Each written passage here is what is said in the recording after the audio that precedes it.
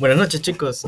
Como les decía, justo en esta primera práctica el doctor Pérez ha dejado una gran variedad de temas. Veremos cuántas logramos abarcar en esta asesoría. Cualquier pregunta la pueden hacer en cualquier momento y vamos a empezar. Antes de empezar también algo pequeño sería mencionarle que yo no soy el asistente. Normalmente los asistentes hacen esta función, pero yo lo estoy haciendo de manera voluntaria y por disposición de tiempo. Así que cualquier consulta me la hacen al privado, pero dejando nomás en claro eso. Ahora sí, vamos con simple.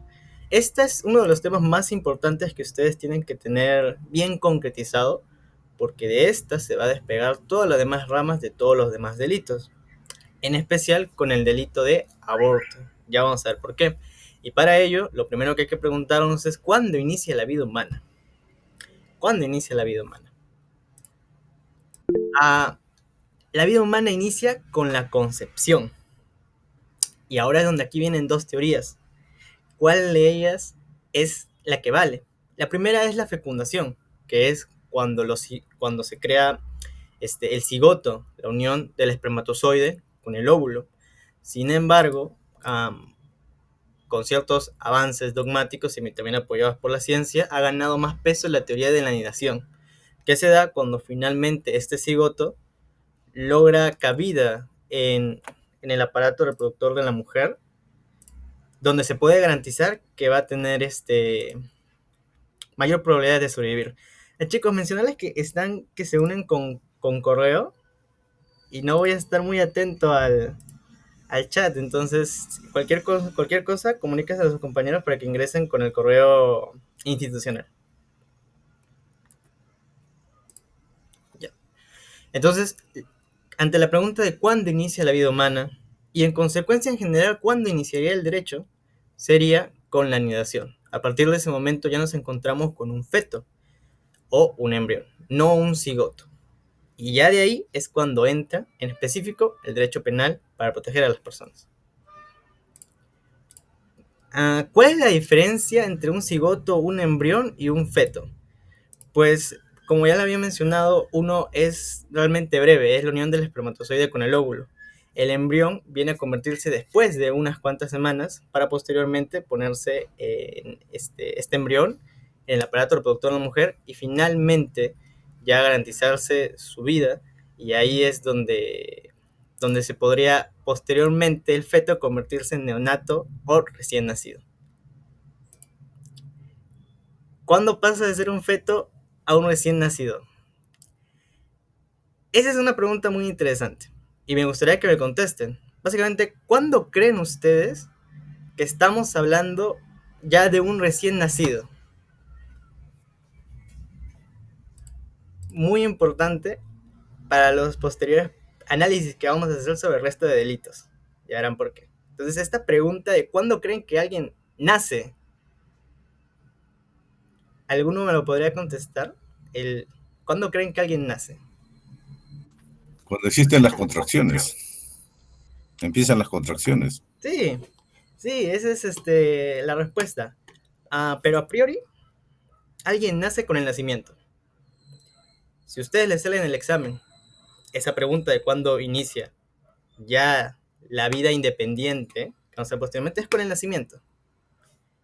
Pero si ustedes buscan en las claves y no les aparece esa respuesta, una respuesta más fija sería, empieza con el parto.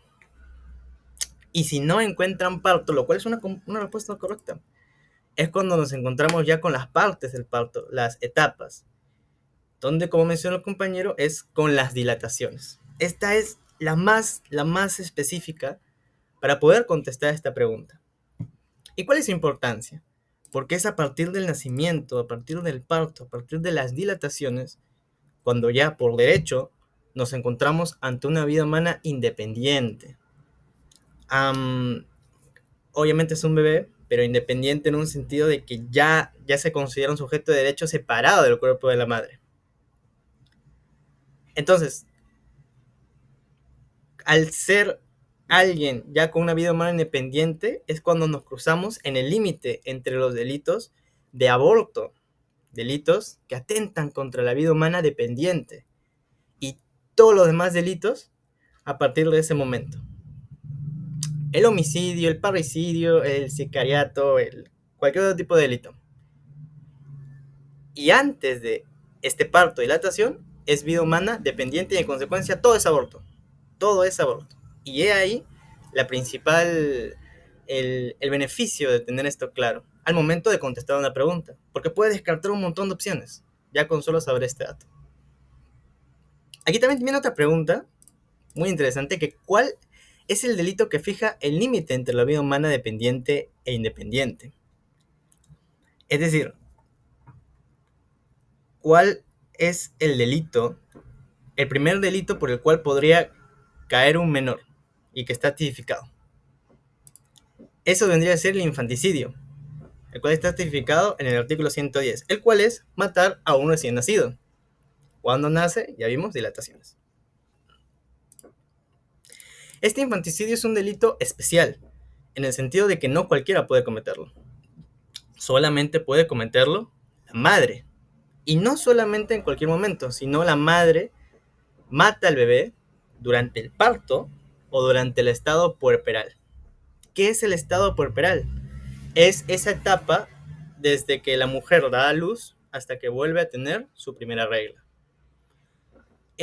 Por ley es 40 días, aunque claro que esto puede variar, ¿no? Una mujer puede tener su primera regla al día siguiente, la semana después, al mes, pero por ley es 40 días. Y si se mata al bebé por parte de la madre durante ese periodo, es infanticidio.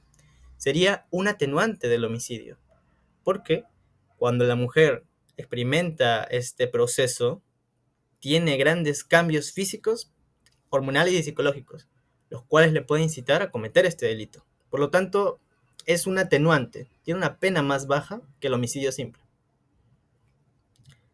En ese sentido, también es importante reconocerle qué delito sería si lo mata el padre.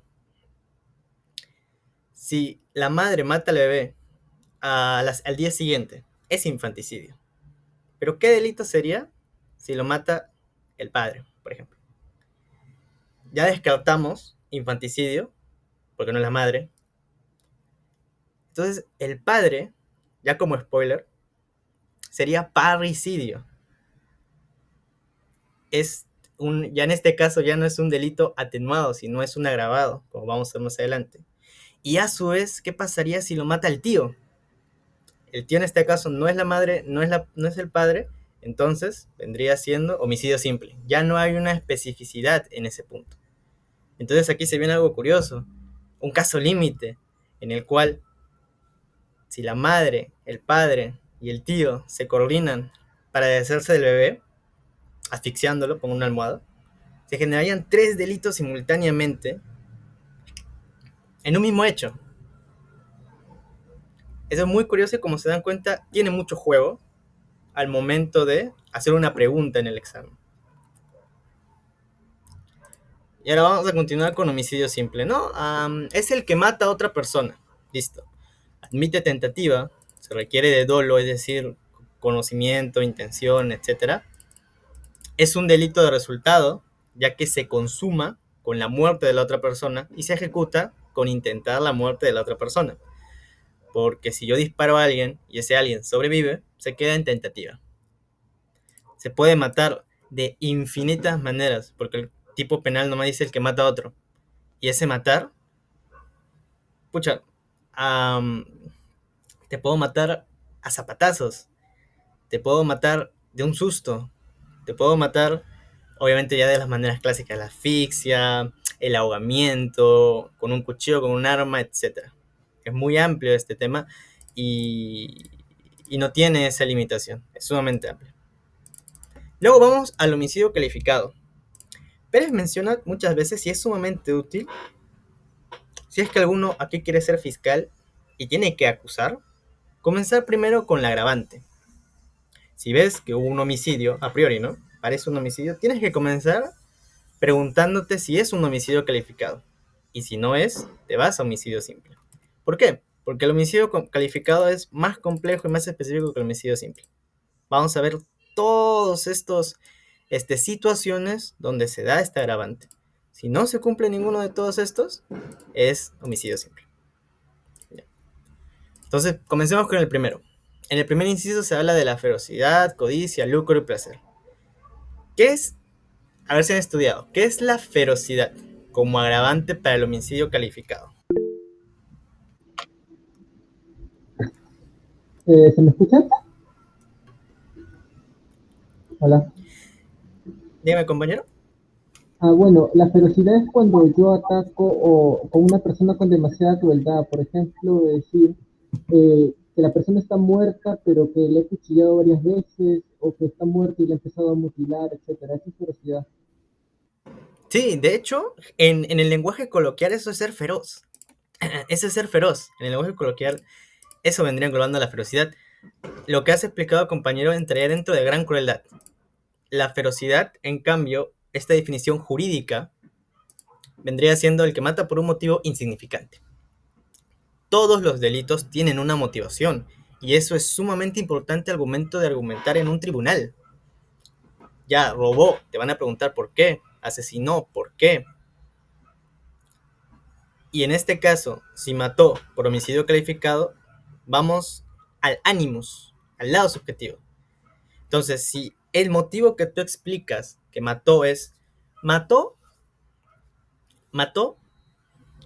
porque lo insultaron en un bar, mató porque, yo que sé, el otro le hizo una broma, mató porque no le saludó. Hay un motivo, todo tiene un motivo, pero es tan insignificante de que el derecho penal tiene que darle mayor sanción a esta persona, mayor reprendimiento porque se nota su desprecio a la vida. Eso es la ferocidad. El motivo es insignificante. Y hablando de motivos, tenemos ahora la codicia, el cual es que cuando uno mata por una ambición desmedida, ya sea patrimonial o extrapatrimonial. Y luego tenemos el lucro, es codicia, pero específicamente a la riqueza. Si agarran un libro, ya sea de Villavicencio, Prado, Urquizo, siempre va a haber un debate entre qué es codicia y qué es lucro. Algunos dicen que es lo mismo, otros señalan esta diferencia, pero a un nivel práctico, si se dan cuenta, ambos están en el mismo inciso.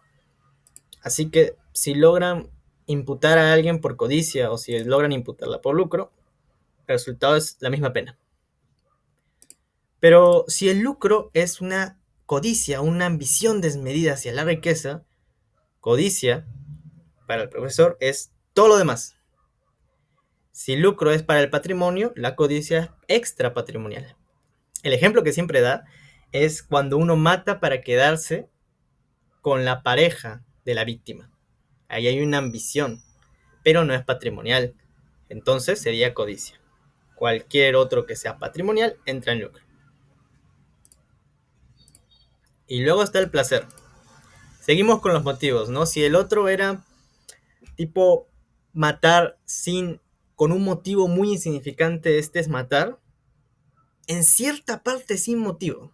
Es matar por el ánimo de perverso que le da gusto matar. Esto ya viene más para psicópatas, enfermos mentales más que nada, porque no puedo entender cómo una persona puede tener placer al cometer ese tipo de actos. Como se dan cuenta, en todos estos casos estamos viendo el aspecto subjetivo, el elemento subjetivo, el ánimo de la persona. Pudo haber cometido el mismo acto, matar con una pistola, pero depende si lo hizo por un motivo chiquito, si lo hizo por interés patrimonial, si lo hizo por interés extrapatrimonial o si lo hizo por el mero gusto. Ahí clasificamos. El segundo inciso habla para facilitar u ocultar otro delito. Podría ser una persona que para robar un celular te mata. Saca su pistola, te dispara y te mata. Entonces ahí está facilitando un crimen. O matar a los guardias para lograr acceder al banco. O para ocultar un crimen te das cuenta que alguien vio el delito que cometiste y decides matarlo. Eso sería para facilitar o ocultar otro delito. Y continuando rápidamente, tenemos el tercer inciso, ¿no? Gran crueldad, que es lo que engloba la gran crueldad, es matar con un sufrimiento innecesario. Porque en toda muerte hay dolor, hay dolor. Pero han habido casos donde las víctimas el agresor empieza por partes no letales. Por ejemplo, han habido casos donde, imagínate que amarran a alguien y empiezan por las piernas, a apuñalarle por las piernas. Empiezan por los brazos, empiezan por zonas donde no va a obtener la muerte, el resultado que busca, sino lo que quiere es primero hacerlo sufrir. Hay otros donde mete 50 puñaladas en el cuello y yo como abogado o como fiscal, experto en el derecho, diría, su intención era matarlo. Porque hay casos donde sufrió 50 puñaladas, pero 30 fueron en brazos y piernas, y recién las otras 20 fueron en el cuerpo. Ahí argumentaría, no. No, ahí sí hubo gran crueldad, porque hubo un sufrimiento innecesario. Eso es lo que engloba la gran crueldad. Más allá de matar, quiere hacer sufrir. Dicho sufrimiento debe ser deliberado, prolongado e innecesario. Otra pregunta muy buena. Esta sí no está en el lenguaje coloquial, pero es importante que se la aprenda. ¿Alguno de aquí sabe qué es la alevosía? ¿Qué es matar con alevosía? Matar en indefensión de la víctima. Muy bien, muy bien. En este caso, nos vamos a que se está violando la confianza, y la confianza es un valor que gracias a ella la sociedad se lleva a cabo. No para hacer tratos comerciales, ya sea para tratos en general en toda la vida. Pero hay veces donde uno se aprovecha de esa confianza para generar un estado de vulnerabilidad de la persona y finalmente en ese estado de vulnerabilidad cometer el delito. Un sinónimo muy bueno es a traición, ¿no? Ejemplos podrían ser de una niñera que se queda, que gracias a la confianza que accede de los padres que la contratan, logra dar muerte al menor. Ahí, la niñera, que tenía como objetivo matar a los menores, creó ese estado de indefensión de las víctimas, dejar al niño solo. Por ejemplo, a muchos casos de parejas que llaman, ¿no?, a su interés romántico, le dicen, ven aquí, ¿no? Te quiero ver a solas, a solas. Y la pareja, en un estado de confianza, va a ese lugar a solas. Al estar a solas, se pone en un estado de indefensión, el cual el pata aprovecha y la mata. La mata. Esa es la principal característica de la alevosía, es indefensión de la víctima, es aprovecharse de la confianza, ¿no?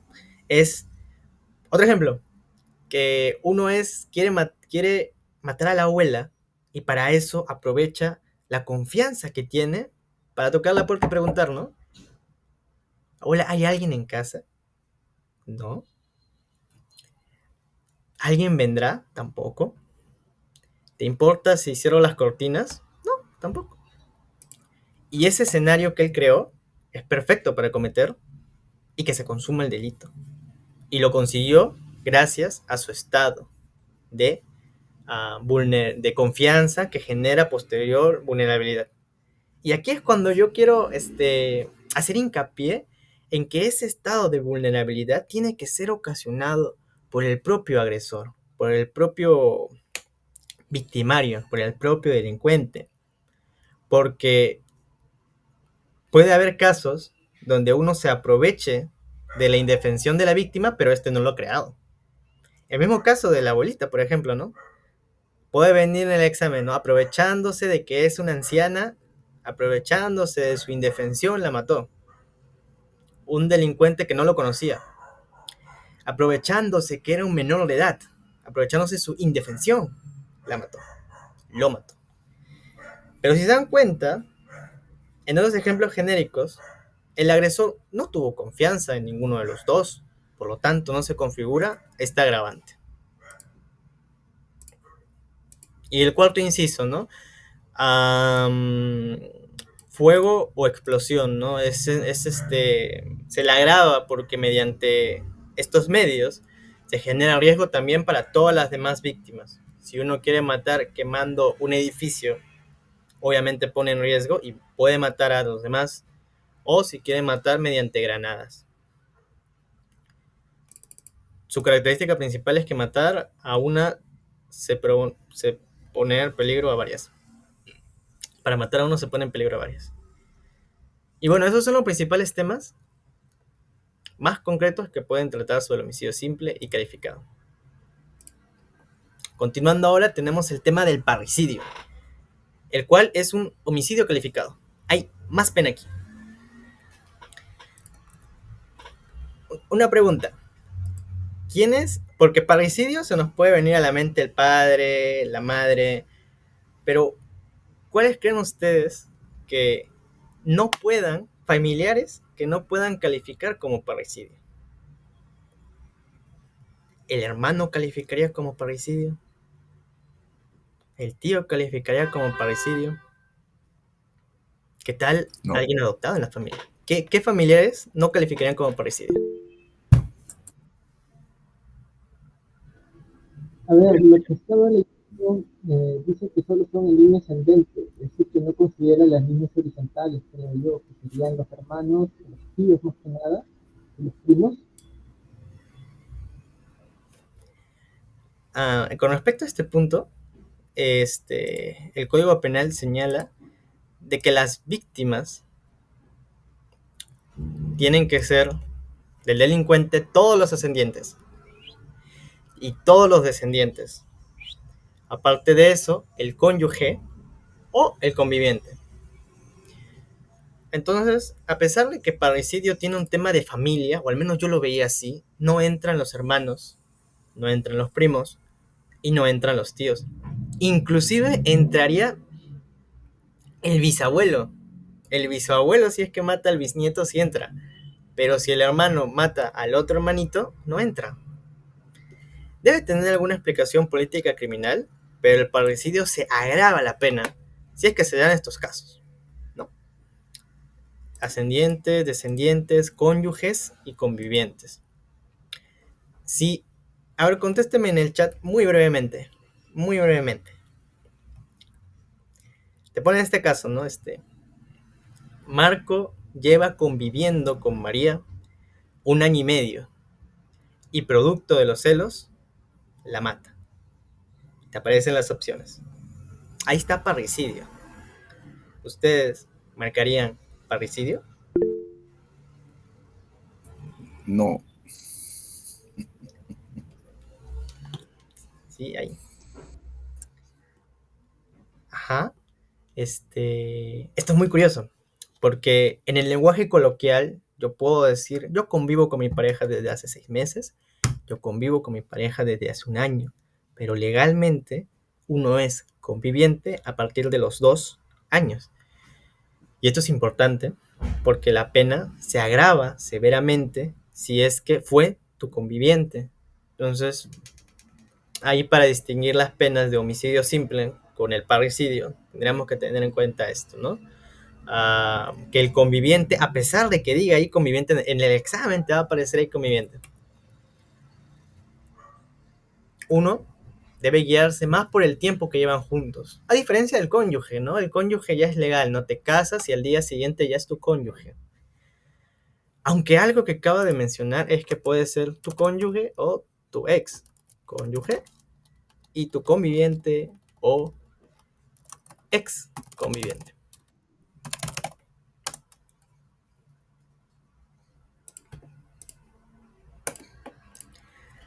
Ahora vamos a ver cuáles son los elementos particulares del parricidio. Como vimos anteriormente, un delito puede agravarse por el sencillo hecho del ánimos. Por eso el ánimos es sumamente importante al momento de tipificar. Y ya que estamos en delitos, ¿cómo se dice? En parte especial, es muy importante saber tipificar. En este caso, no se configura parricidio. si es de que la persona no sabía que era su familiar. Nos, como ya habrán visto por parte general, está prohibido la, la mera imputación objetiva. Por lo tanto, tiene que estar la parte objetiva y también la parte subjetiva. En ese sentido, solamente se puede configurar parricidio si es que el delincuente sabía que estaba matando a un ascendiente, descendiente, cónyuge o conviviente. Ahora vamos con feminicidio. Del feminicidio se pueden destacar dos puntos importantes. ¿Qué significa condición de tal, no? Quien mata a una mujer por su condición de tal en cualquiera de los siguientes contextos, ¿no? Para determinar si es feminicida, hay que ver si lo mató por su condición de tal, que sería el animus, el elemento subjetivo, y los contextos donde se dan. Los contextos son los siguientes.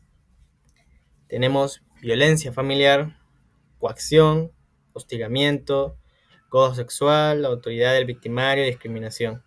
Yo mencionaría que en lo particular siempre pensé que el feminicidio tenía como requisito ser la pareja, porque es lo que normalmente se ve en las noticias.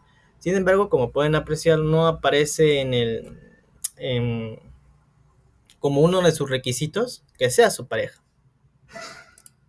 Por lo tanto, puede haber un feminicida y que ni siquiera lo conozca, puede haber sido su pretendiente, y aún así se configuran este delito. ¿Qué podemos entender por su condición de tal? La condición de tal se da en los siguientes sucesos. Cuando hay un estereotipo de género, cuando hay subordinación de la mujer, discriminación y discriminación estructural. Todos ellos, el que más destaca es el estereotipo de género, ¿no? La forma más común de que se consuma este delito es mediante el estrangulamiento, que es un reflejo de la ira que experimentó el victimario al momento de cometer este delito, que viene porque tipo la mujer se escapa de este género impuesto, ¿no? Con ideas de que ella no debe de trabajar, ella solamente es mía o no es de nadie, o ella debe obedecerme completamente. Eso vendría siendo los elementos que componen por la condición de tal y los contextos, ¿no? Luego tenemos el sicariato. ¿Qué elementos constituyen el sicariato, no? El que manda a otro a matar por un tema de dinero. Eso vendría siendo sicariato. Es muy similar al homicidio calificado, pero siempre se da con el mandato de otro. Y tiene que tener un beneficio económico a cambio. Entonces no es suficiente con que yo mate a otro por dinero, no es sicariato. Yo mando a matar a otra persona a cambio de un beneficio extra patrimonial, no es sicariato. Tiene que configurarse tanto la orden como el beneficio económico para que se configure el delito de sicariato. Que como ya hemos visto es un pequeño paréntesis, es que Pérez mencionó de que hay ciertos tipos penales creados por el legislador en el cual no existe una real necesidad de crearlos, porque pueden ser subsumidos por otros tipos. El sicariato es en sí el sicariato es un homicidio calificado por ánimo de lucro en autoría mediata. No hay necesidad de crear este tipo penal, porque ya puede ser resuelto mediante dogmática. Ya te mando a matar a cambio de plata, pero como el sicario es nomás un instrumento, vendría siendo una autoría mediata. No, una autoría inmediata. En cambio, quien me mandó a asesinar sería mediata. Y ambos tienen la misma pena. En consecuencia, aquí, se me olvidaba agregar este punto, las mismas penas se imponen a quien ordena y a quien lo encarga. Eso dice en el código. Pero Esto se resuelve mediante dogmática. A lo mucho, a lo mucho, es que el delito de sicariato no tiene beneficios penitenciarios, ¿no? No se puede aspirar a ellos. Entonces, ya ahí podría darse al menos una explicación del sicariato. Pero fácilmente pudo haber sido agregado en homicidio calificado, ¿no? Se agrega como un agravante o una consecuencia, pero decidieron crear todo un tipo y al final terminó saliendo el sicariato. Vamos a continuar. Vamos a continuar, chicos. ¿Qué es el homicidio por emoción violenta? ¿No? Es matar por una emoción violenta, pero no en todos los casos. No en todos los casos. Si es de que te preguntan, Juanito lo insultaron y producto de ese insulto experimentó una emoción violenta, por el cual terminó matando a su compañero. Pregunta para contestar con sí o no. ¿Es homicidio por emoción violenta? Para los que estudiaron. Sí.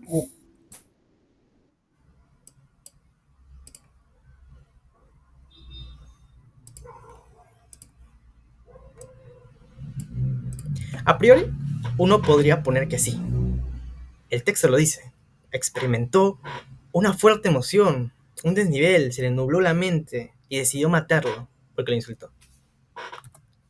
Sin embargo, hay que entender que dogmáticamente y jurisprudencialmente no todas las emociones fuertes conllevan a la emoción violenta. Antes que nada, hay que entender de que la emoción violenta es un atenuante, es sumamente bajo la emoción violenta. Creo que es 3 años, Y el homicidio simple ya tiene como una pena mínima, 6 u 8.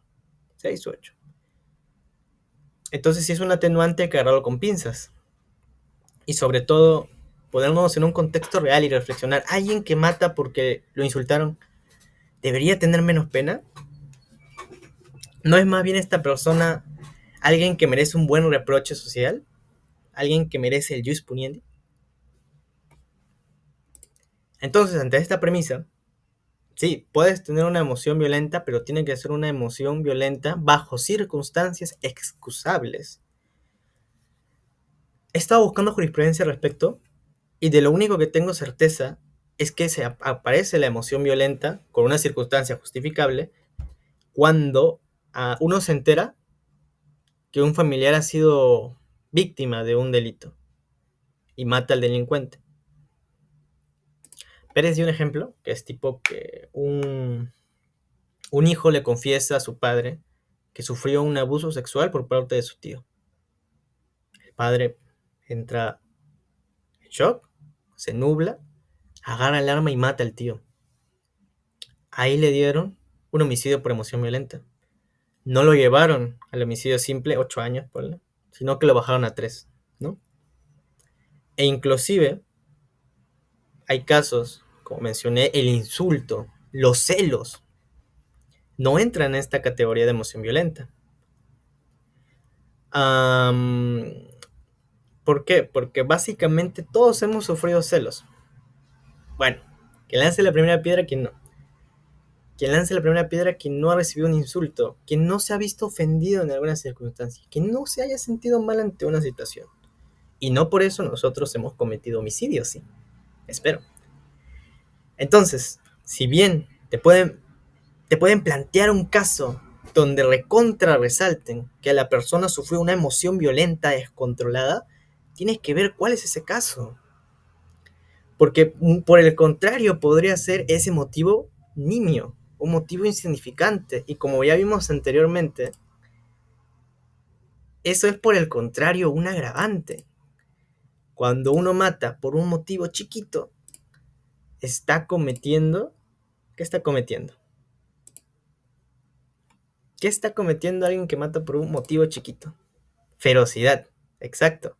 Y la ferocidad es agravante, te vas a los 15 años. Entonces, como abogados, tenemos que aprender a distinguir. En el caso si te toca defender a un cliente, ¿no? Si el cliente te dice de que mató por un motivo muy, muy grande, muy importante para él, ¿no? Uno tiene que argumentar homicidio por emoción violenta. Y tener mucho cuidado de que la fiscalía argumente ferocidad, porque en ambos hay motivos, pero en uno motivo es chico y te vas 15 años preso y en el otro es justificable y te vas 3. Es importante eso. Es importante eso, ¿no? Ténganlo muy presente. Como consecuencia de lo que mencioné, de que la emoción es algo tan fuerte que te ciega, viene que es incompatible con la premeditación. Premeditación es planearlo, es hacerlo a futuro, es hacer un acto preparatorio. Sin embargo, no se da esto en la emoción lenta, precisamente es una emoción, es algo que viene y luego se va. Por lo que es importante el cálculo de la hora.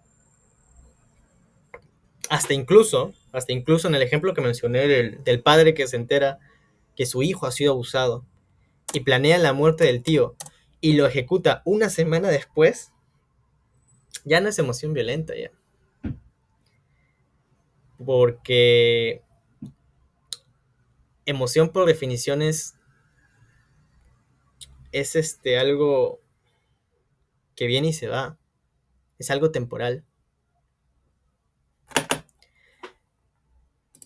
Entonces vamos a ir con lo siguiente. ¿Qué es lo que se requiere para que un homicidio sea culposo? En el tema de homicidio culposo, ¿qué se requiere para que el homicidio sea culposo?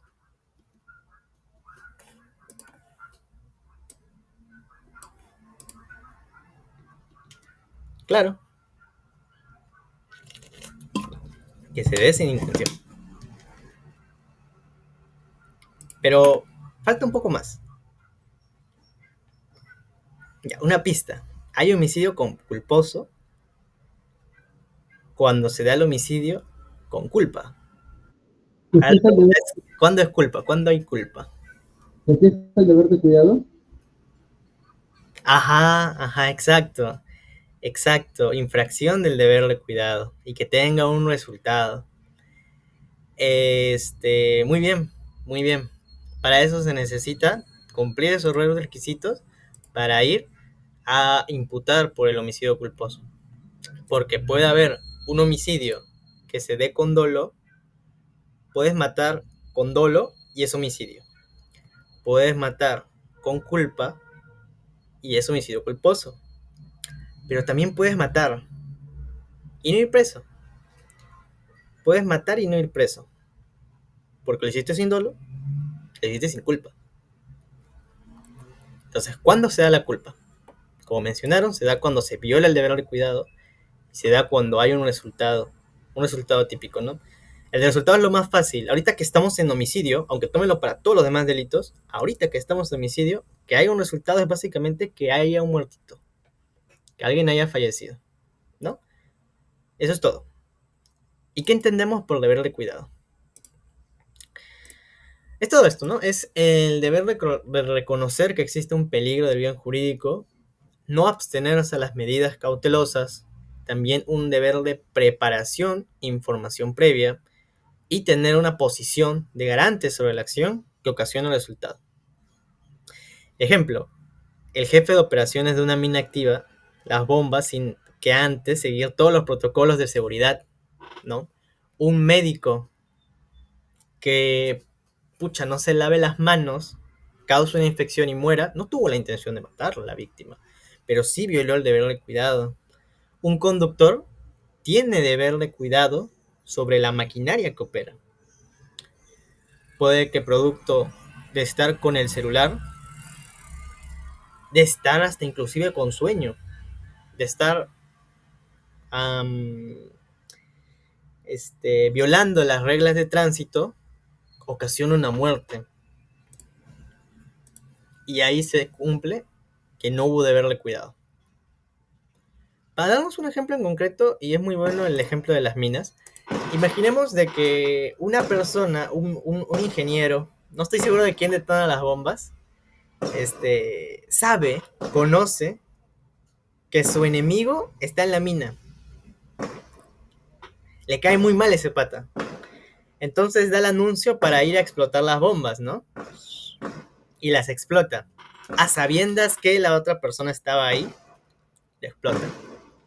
Ahí estaríamos ante una conducta dolosa. Ahora imaginemos que el pata no sabía quién estaba ahí. No quería matar a nadie, pero no siguió los protocolos, no activó la alarma, no dio un tiempo prudente para la detonación de las bombas. Y producto de esas imprudencias, muere gente. Ahora, ¿qué pasa? Por el contrario, que el ingeniero es muy precavido. Siguió todas las medidas de seguridad, informó con tiempo a los demás miembros y también encendió las alarmas. En 10 minutos de explotar. Francamente no sé, ¿no? Pero creo que eso es más que suficiente para avisar que todos se evacúen. Explota las bombas. Pero a pesar de eso, hay un muertito, ¿no? Tiempo después inspeccionan la mina y encuentran un brazo, una pierna, ¿no? ¿Y qué pasó? Ahí estaba el cachimbo. Ahí estaba el cachimbo. El cachimbo tenía audífonos. Y murió alguien. Hubo un muertito. Pero no lo hizo sin dolo. No tuvo el conocimiento, no tuvo la intención de matarlo. Ni tampoco por culpa. Si siguió todos los protocolos de seguridad. Entonces, como se dan cuenta, sí podemos matar, pero no me pueden imputar por homicidio. Sería muy injusto. Am, Otro caso sería del conductor que enciende su coche, está saliendo de su cochera, retrocede y resulta que había un niño escondido bajo el auto y terminó matándolo. No hubo dolo, entonces uno podría decir, lo mató con culpa.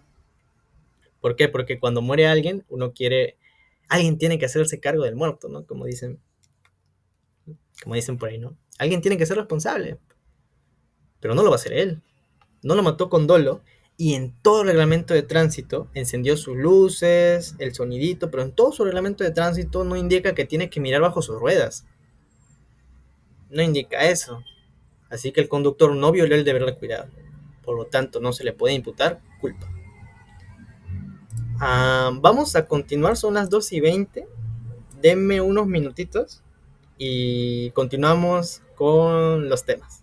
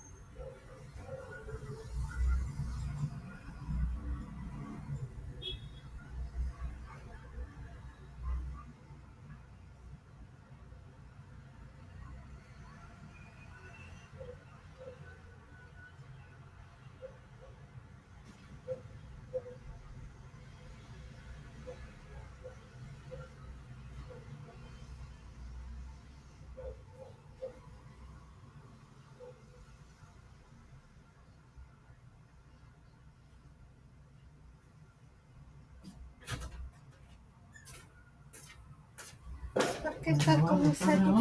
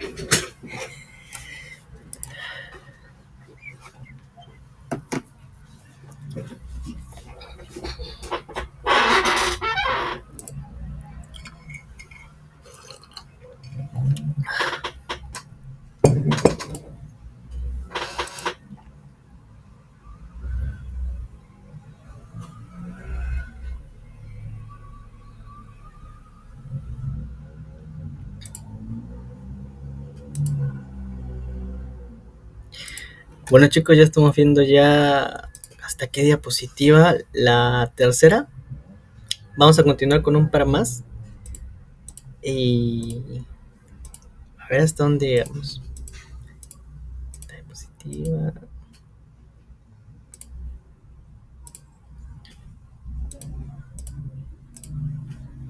Ya.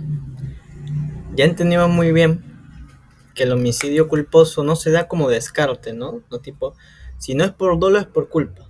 No. Si no es por dolo, podría ser culpa. Si es que se configuran la infracción del deber de cuidado y un resultado típico. A consecuencia de que es imprescindible que haya un resultado típico, da como consecuencia racional de que no puede haber una tentativa, porque la tentativa es, o sea, la tentativa es cuando se ejecuta y no se consuma el acto, pero en este caso, sí, siempre se consuma el acto para que sea culpa. Ahora continuando con lo siguiente. ¿Qué es el homicidio a petición?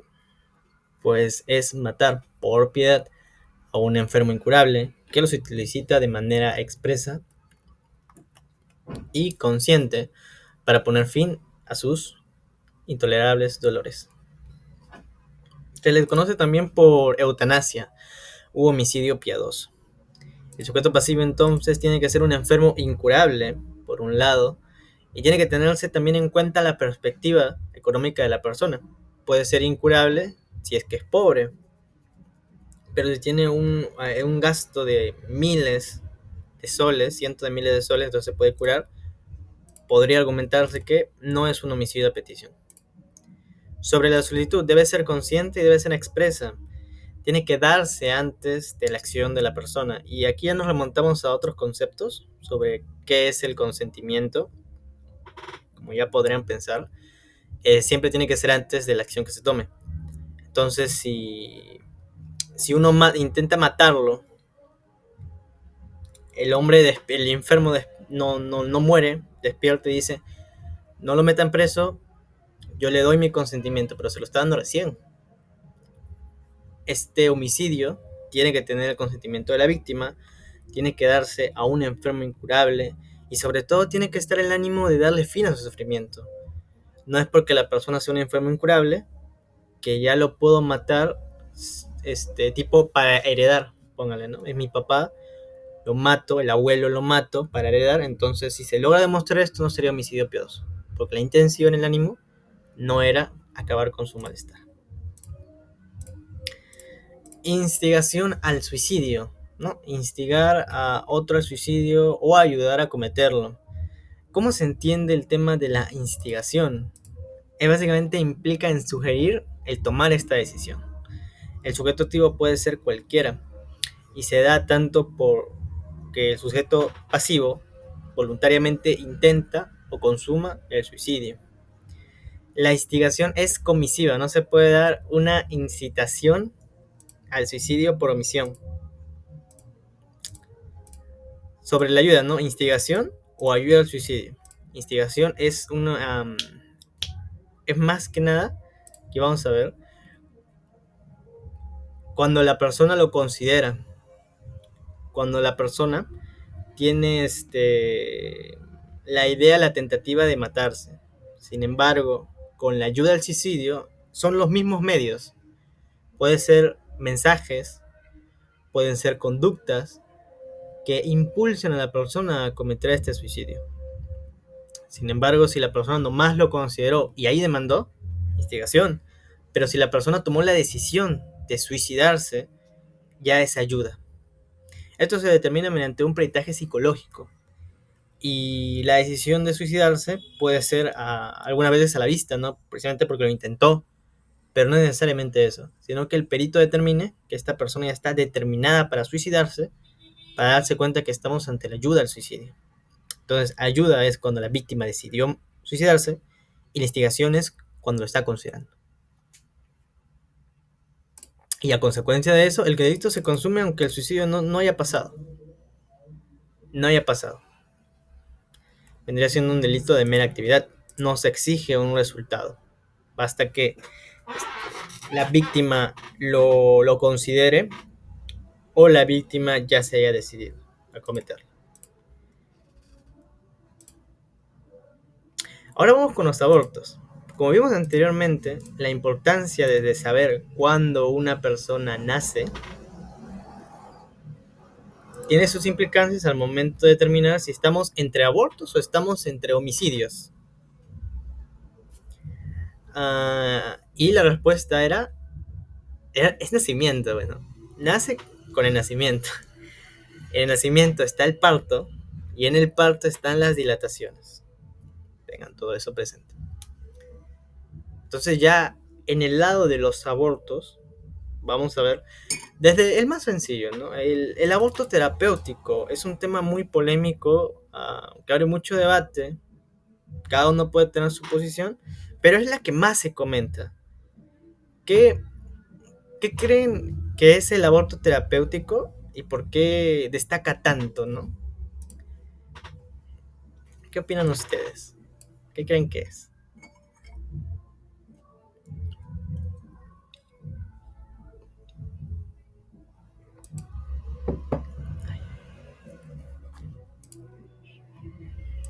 Pues el aborto terapéutico es aquel que se realiza cuando corre grave peligro la vida de la madre, ¿verdad? Ajá, sí. Es precisamente por eso que corre peligro la vida de la madre.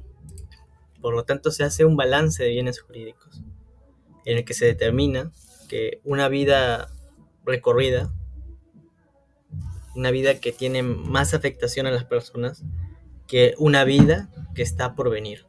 Prevalece la de la madre y a consecuencia se comete este delito. Y curiosamente, no es un delito porque no hay pena. Esa sería una de sus características principales. El aborto terapéutico no conlleva una pena. Cuando se da este balance entre la vida o integridad de la mujer, puede de que no haya un riesgo de que muera, no haya una confirmación de que hay que ponderar, sino de que sencillamente le puede causar alguna lesión a su integridad, ya sea física o psicológica, por lo tanto se opta por el aborto. Es excusante de responsabilidad penal, ya que estamos ante un estado de necesidad exculpante, por lo tanto no conlleva pena.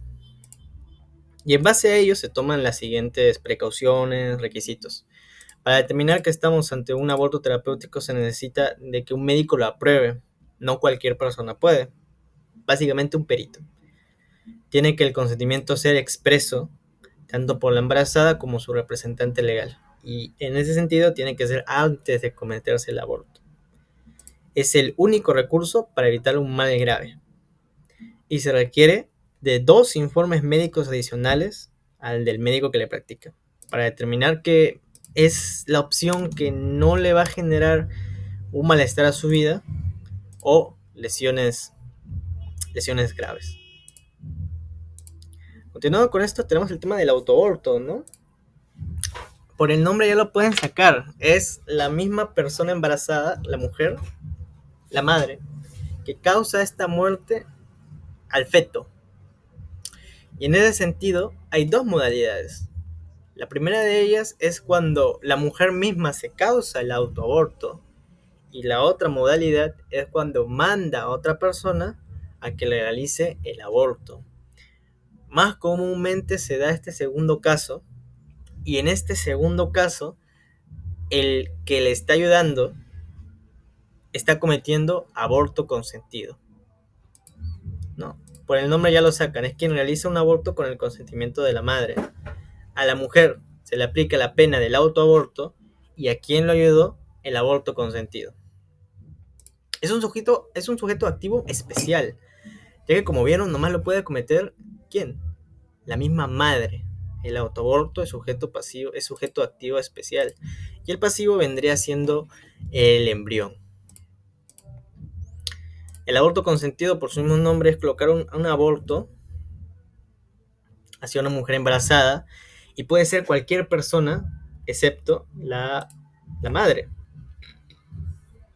porque si lo hace la madre es autoaborto. El sujeto pasivo también viene siendo el embrión. Y es importante recalcar que en ambos casos el sujeto pasivo es el embrión, nada más. El embrión es la víctima aquí, el feto.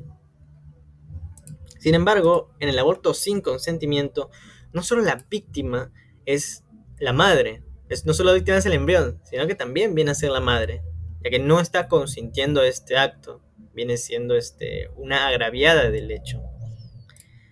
Y el sujeto activo, cualquier persona a excepción de la mujer embarazada. El aborto pretérito intencional. Aquí habría que ver mucho el tema de qué significa pretérito intencional. Está compuesta de 2 palabras.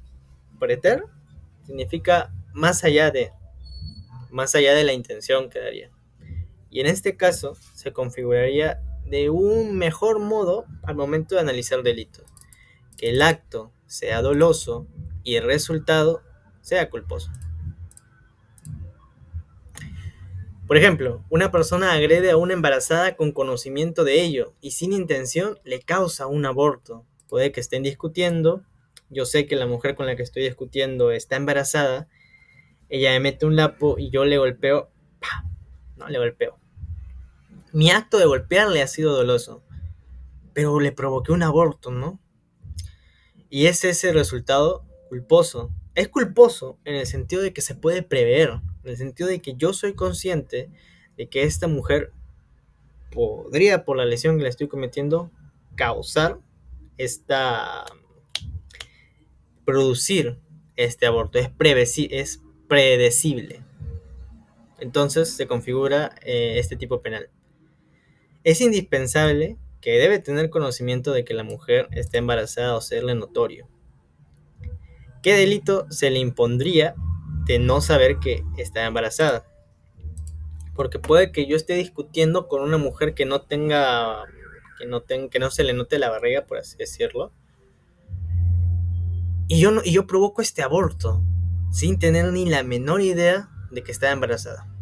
¿Cuál de los otros abortos creen que estaría cometiendo?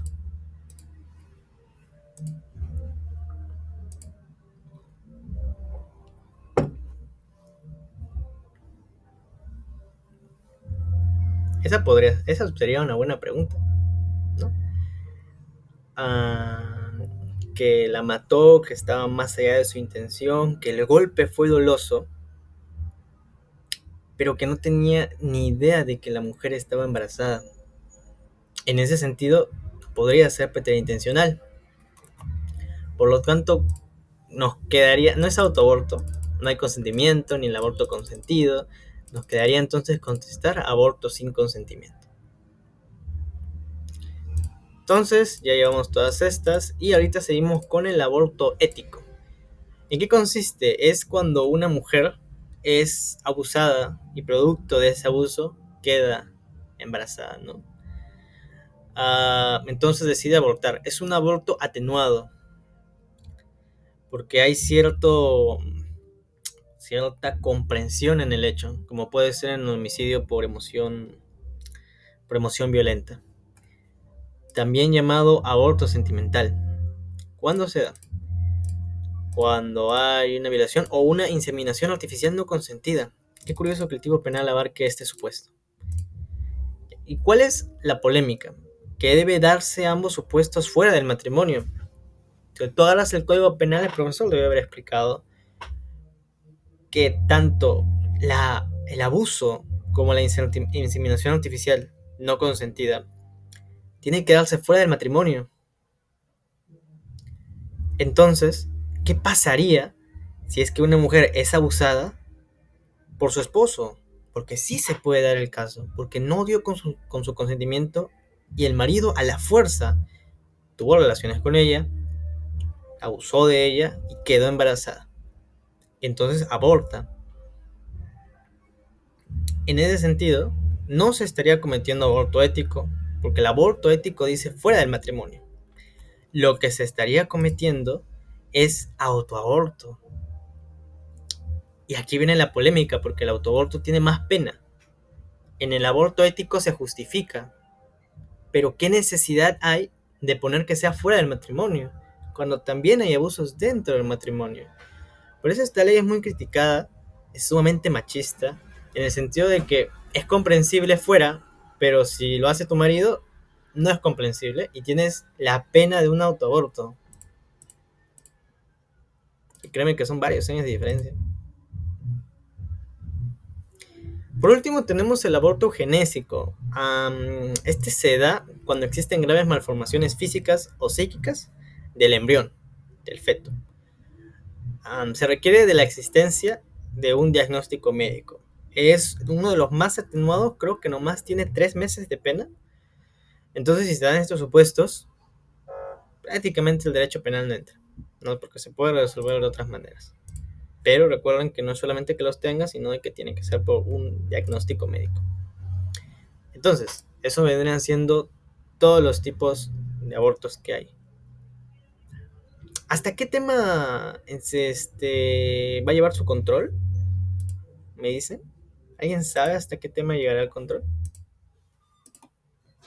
Lesiones. ¿Hasta lesiones? Sí. Sí. Ya, a ver. Entonces hay tiempo.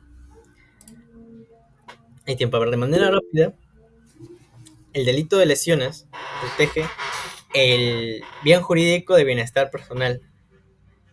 Y a priori uno podría tener una idea una idea acertada de que es una lesión, ¿no? Es cuando te dañan ya sea físicamente o ya sea psicológicamente. Sin embargo, es poco intuitivo deducir que dentro del tema de lesiones también se protege el daño social. Vamos por partes.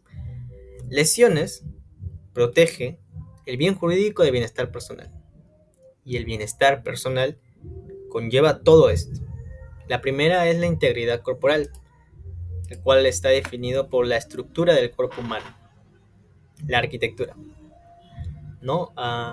Perder un dedo, perder un ojo, afecta tu integridad, ¿no? Hay cosas que no, por ejemplo el pelo de las uñas, pero todo esto que compone tu cuerpo es tu integridad.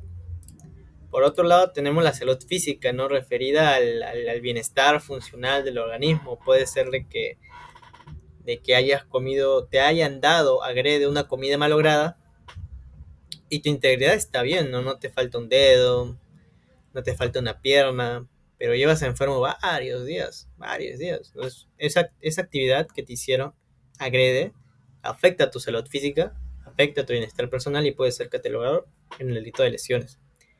Por último, la salud mental, referida a la psicología, ya sean los traumas que lleva el experimentar algún delito de lesiones, aunque también puede estar relacionado con traumatismos físicos. Tu bienestar personal también engloba que haya sufrido una lesión y producto de esa lesión tenga dificultades para hablar, o tenga dificultades para razonar, para controlar sus emociones. Se dan esos casos y eso también afecta a la salud mental. Pero yéndonos al grano, ahí tenemos el daño social, que está referido a una reducción de la capacidad social y se da como algunos ejemplos, la deformación de rostro o amputación del brazo.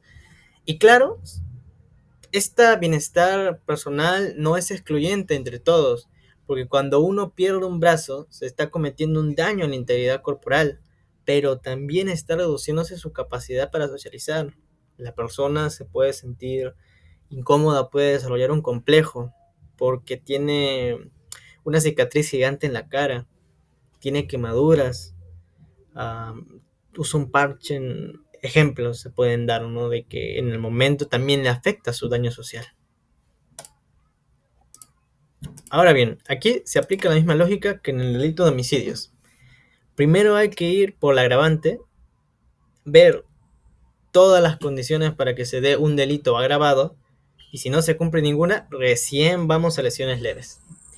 Entonces, ¿cuáles son los agravantes de una lesión? ¿Cuándo se da una lesión grave? El primer inciso se puede resumir con el hecho de que la lesión afecta o pone en peligro la vida de la persona. Para poder diferenciarlo entre la tentativa de homicidio y lesiones graves, debemos ir a la cabeza del autor, a su intención. Porque son muy similares.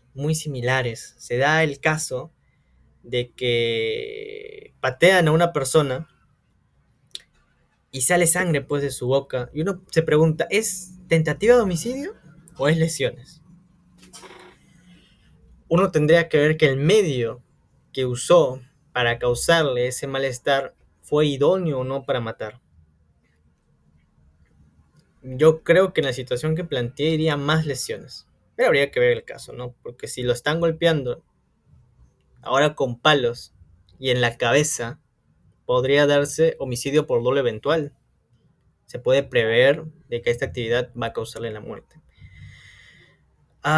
Otro ejemplo más claro es del francotirador, a Donald Trump. Le dispararon, fue el año pasado, y el francotirador falla, pero le dan la oreja. Entonces uno podría pensar, ¿no? Dañó su bienestar personal, dañó su integridad corporal. Sin embargo, el francotirador, ¿cuál es la intención de un francotirador?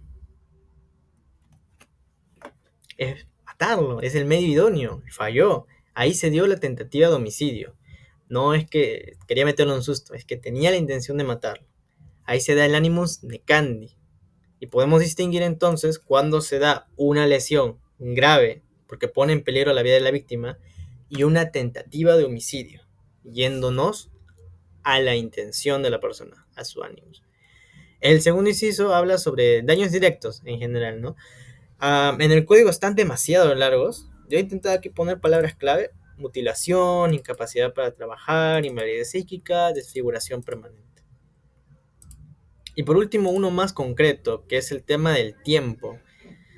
Una lesión es grave si es que te dan un descanso médico de más de 20 días. Si lo golpearon con palos, se agarra el diagnóstico médico y lo mandan para descansar 15 días, es un argumento para decir que no es grave. Pero si es mayor 30 días, sí sería una lesión grave.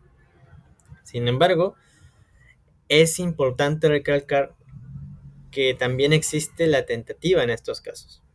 Si uno lanza agua hirviendo a su pareja, es que se ven casos en las noticias, ¿no? No es que sea lo normal. Lanza agua hirviendo y la persona logra esquivarla un poco y se quema el brazo, como se dan cuenta, va a ir a un descanso médico por ello. Y el médico da 10 días, da 15 días. Uno podría decir, ya, es lesión leve, porque las lesiones graves son mayores a 20 días. Sin embargo, aquí, como se explica, hay que ver la intención de la persona. La intención de la persona era causarle quemaduras en todo el cuerpo, y ante la opinión de un médico, eso conllevaría un descanso mucho mayor. Eso conllevaría a peligrar su vida. Eso configuraría a mutilación.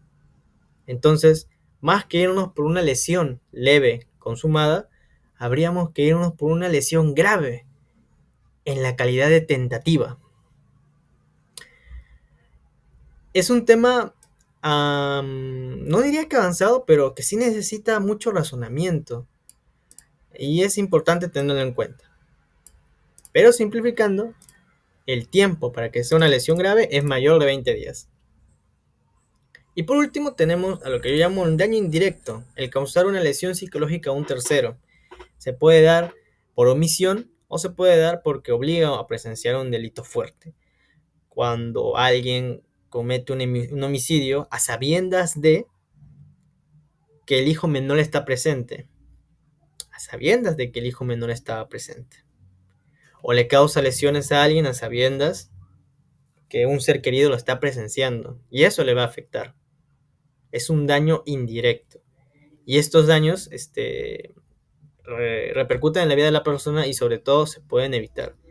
Y también cabe mencionar que todo esto es doloso, por lo que en consecuencia, si está el agravante de que un tercero lo presencie, eso tiene que ser con dolo. Si el delincuente no sabía que el niño estaba ahí escondido y que presenció todo, no se le podría imputar esto. Tiene que tener conocimiento. Y ahora pasemos con lesiones leves. La lesión leve es toda lesión que no cumple alguna de estas agravantes. Toda lesión que no cumpla ninguna de estas agravantes y que sea entre 10 a 20 días. Acá tiene que ser mayor de 20 días y en este caso tiene que ser entre 10 o 20. Si es 9 días, no es lesión leve.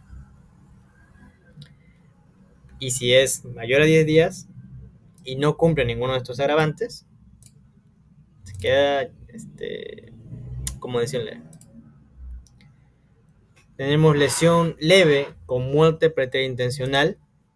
Como vimos, preterintencional es ir más allá de la intención. Entonces, puede ser de que se produzca, hay un enfrentamiento y un caso real que lo vimos en Urquizo, que era el que le metía un puñete en la cabeza a la persona. Pero la víctima era hemofílica, algo así. Y su sangre no coagulaba. Y murió desangrado. Uno tenía la intención de causarle una lesión. Pero la muerte... no. No, en este caso la muerte no se puede prever. Por lo tanto no sería preterintencional. A ver, otro ejemplo. precisamente meterle una piedra podría ser. Ahí sí tendría más sentido. Si bien yo tengo una intención de causar una lesión, se puede prever que si yo le meto una piedra en la cabeza, va a conllevar el riesgo de muerte. Entonces ahí sí entraría. Pues si yo le empujo a alguien de una altura, de un segundo piso, ¿no? Un segundo piso sin construir, ¿no? Yo tengo la intención de lastimarlo nomás. Nomás lastimarlo, lo juro por mi madre. Pero se puede prever que en un segundo existe un riesgo de muerte, puede que caiga mal. Y ahí fallezca. Entonces, en ese caso se da lesión leve con muerte preterintencional. Acto con dolo, resultado culposo. Un resultado que se pueda predecir. Y lo mismo con lesión leve agravada y lesión leve agravada con muerte preterintencional. Continuando, tenemos lesiones a mujeres e integrantes del grupo familiar vulnerables, algo así era. Ya, aquí también se analiza por su condición de tal, en el caso de las mujeres. También hay que ver el nivel de relación, es muy parecido al de parricidio, pero aquí se toma en cuenta a los hermanos. Los que violentan son los padres, son los hijos o son los hermanos. A diferencia del parricidio que era ascendientes, descendientes, cónyuges y convivientes. Aquí sí se toma en cuenta los hermanos, ¿no? Agravantes. Que si se da una consecuente muerte preterintencional en el caso de una lesión a una mujer o integrante del grupo familiar, es un agravante, ¿no? Ahora vamos con el tema de agresiones. El que de cualquier modo cause lesiones corporales que requieran menos de 10 días de asistencia o descanso según prescripción facultativa o algún tipo de afectación psicológica, cognitiva o conductual que no califiquen como daño psíquico a una mujer por su condición de tal o integrante del grupo familiar en cualquiera de los contextos previstos en el párrafo 108b. El 108b es feminicidio. ¿Qué significa esto? Pues primero tenemos las lesiones graves, que es mayor de 20 días. Luego tenemos las lesiones leves, que son entre 10 y 20 días. Después de ello, tenemos todo lo demás. Todo lo demás entra agresión, aunque sea un día de descanso médico. Y en ese caso, se le tiene que sumar que se da a una mujer integrante familiar. Y en ese caso se está cometiendo el delito de agresiones. Es delito muy amplio, abarca cualquier tipo de lesión que te lleve a un día de descanso médico, ¿no? Ya eso también es para ver sus críticas, al igual que en el sicariato no hay necesidad de crear todo un subtipo, se le pudo haber puesto como un agravante y como estos hay varios. Claro que se puede tener como agravante que sea una víctima, mujer, lesión por su condición de tal. Y ahora vamos con daño psíquico. El daño psíquico es la parte no material de una lesión. El daño psíquico es reconocido por un especialista en la materia y puede ser leve o puede ser grave. Y involucra en la lesión leve, ¿no? Porque como mencionamos anteriormente, las lesiones afectan también la psicología de la persona. Entonces es una lesión leve cuando el nivel de daño psíquico es medio, es moderado. Ahí es leve. Cuando la lesión es grave, es porque existió un daño psíquico grave. ¿Y cómo se determina la afectación? Mediante una pericia, ¿no? Habría que relacionar estas dos cosas, ¿no? El daño psíquico grave es lesión grave. El daño psíquico moderado es una lesión leve. También hay daño psíquico leve, pero el daño psíquico ya no entra aquí en ninguna de las categorías. Igual el perito da su veredicto, pero no le competiría al derecho penal.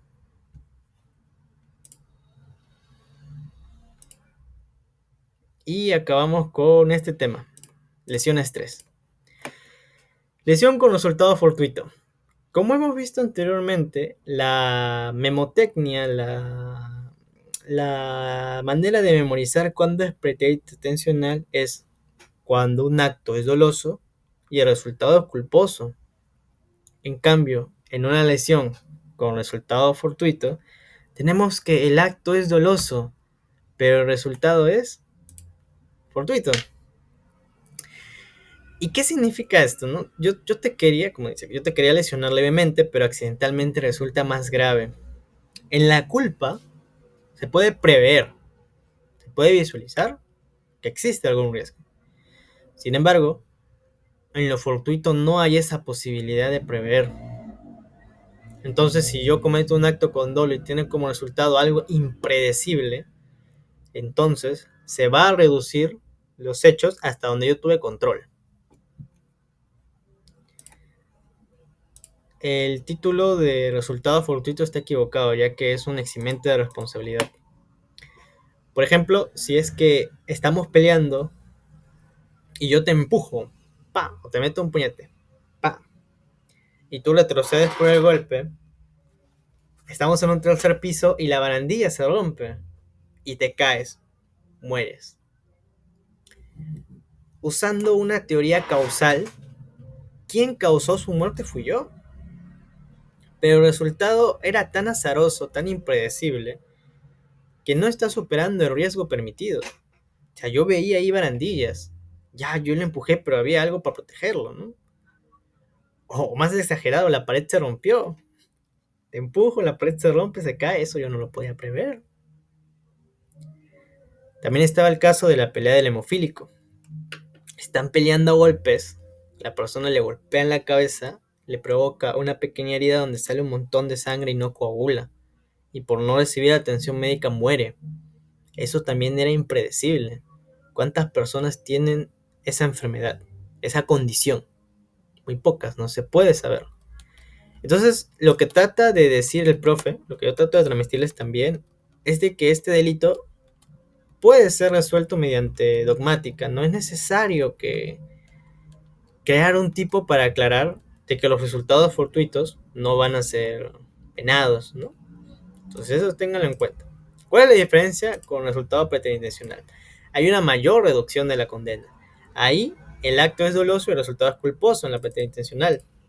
En cambio, en el fortuito, produce un resultado grave que no quiso causar y cuyo resultado no se pudo prever. El accionar de la gente debe tener la entidad o aptitud de producir un resultado grave.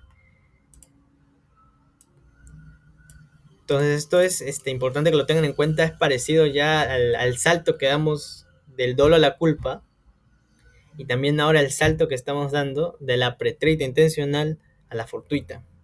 La palabra clave para mí vendría siendo que se pueda prever. Sería entonces pretérita intencional. Acto doloso, resultado culposo. Y ahora si no se puede prever, sería un acto doloso y un resultado fortuito. Lesión culposa. Ya acabamos ya. Tenemos que los componentes para que un delito sea culposo son dos: la infracción del deber de cuidado y el resultado típico. No se admite tentativa, ¿no? Acá hay unas agravantes. Cuando la lesión sea grave, cuando hay varias víctimas, cuando no se siguen las reglas de tránsito o estando borracho o drogadicto. Por último, tenemos lesión al feto. Y es importante tener en cuenta de a quién se tiene la intención de lesionar. Hay varios ejemplos de peleas con embarazadas que hemos estado dando, ¿no? Pero si yo tenía la intención de lesionar el feto, más allá de la madre, ¿no? Si tenía la intención de golpear a ese feto, de causarle lesiones, ahí se estaría configurando ese delito. Si yo tengo la intención de golpear a la madre, no sería lesión al feto. Ni mucho menos si no tuviera conocimiento, si no pareciera que la mujer está embarazada, que tenga un mes, por ejemplo. Tiene que tener conocimientos del tipo penal, el cual es que sepa que la mujer está embarazada. Sino directamente al feto con la finalidad de dañarle y que cause un mal. El sujeto activo podría ser cualquier persona, incluido la propia madre. La propia madre, en lugar de provocarse un autoaborto, le mete golpes a su feto. Y de esa manera se configura este delito. Bueno, chicos, esos serían todos los temas de lesiones. Espero que les haya gustado. Si es que tienen preguntas, no duden en que me las pueden hacer al interno. Cualquier consulta, estoy aquí para ustedes. Y como mencioné, bueno, no lo mencioné, lo compartí. ¿Cómo se dice? Soy una persona jurídica de responsabilidad única, integrada por una persona. Editorial Hotshot. Vendo libros de derecho. También se los conseguimos originales y de una manera económica. Así que cualquier consulta también para el que compra libros, me lo pueden hacer por internet.